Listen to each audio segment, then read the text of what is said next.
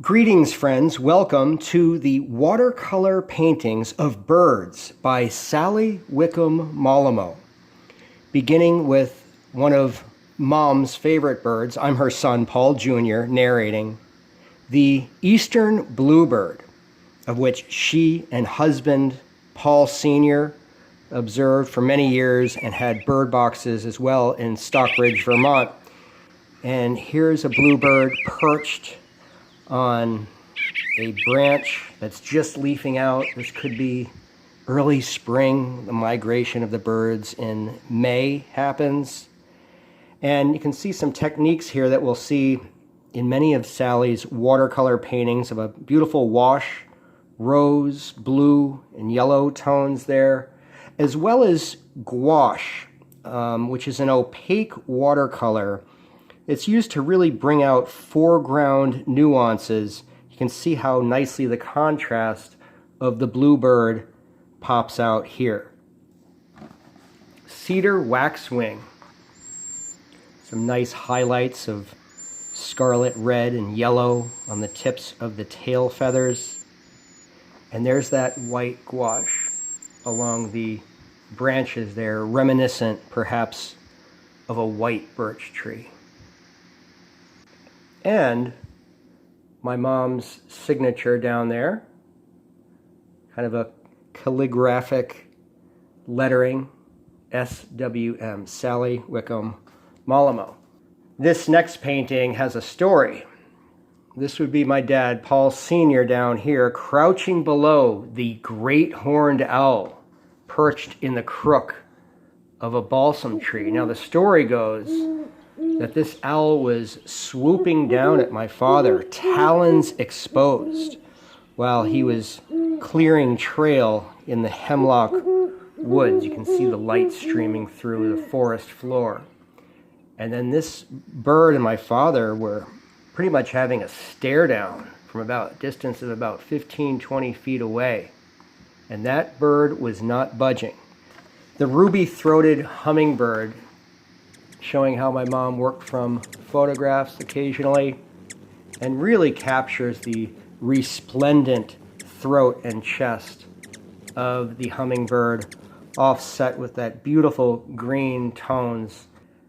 And the blue jay, again, just really nice contrast, and see the gouache used there in the whites in particular, perched on a tree limb against this really nice chartreuse light, kind of like Monet-esque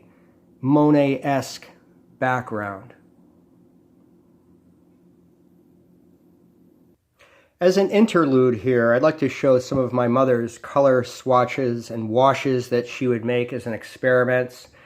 These in themselves are really beautiful, applying 2 different pigments or even 3 to a brush tip, and even using a sponge. For example, she favors sable brushes, tending to favor heavier stock French watercolor paper, and also a variety of field kits, including this very small Winsor Newton kit here, but many others as well. And you can see these little swatches that Sally would include in her kits. A pair of house finches at the winter feeder with the green mountains in the background with those beautiful purple tones of late day when the shadows begin to fall, as well as the more pigmented, again, gouache highlights in the foreground of these house finches at the feeder. A northern cardinal.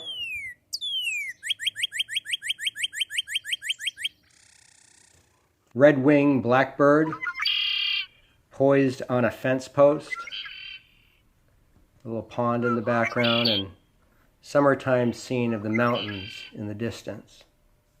One of my favorites, these goldfinches at the, what appears to be kind of like the November, early December season in New England, where snow or perhaps sleet is coming down with the blue and white gouache flecks reminiscent of sleet or snow, and the birds scrambling to get the most seed before winter sets in. Notice the white left in place, reminiscent of birch limbs perhaps. Actually, this does look like a birch tree. But allowing the paper to speak for itself in watercolor in what my mom would say was negative space. Always remember your positive and negative space. A game bird of the northern woods, the woodcock. Hen presiding over her clutch of eggs on the forest floor. Any of you who have observed the woodcock know how erratically they fly when they're flushed out of a thicket. And the harbinger of the springtime field, the robin.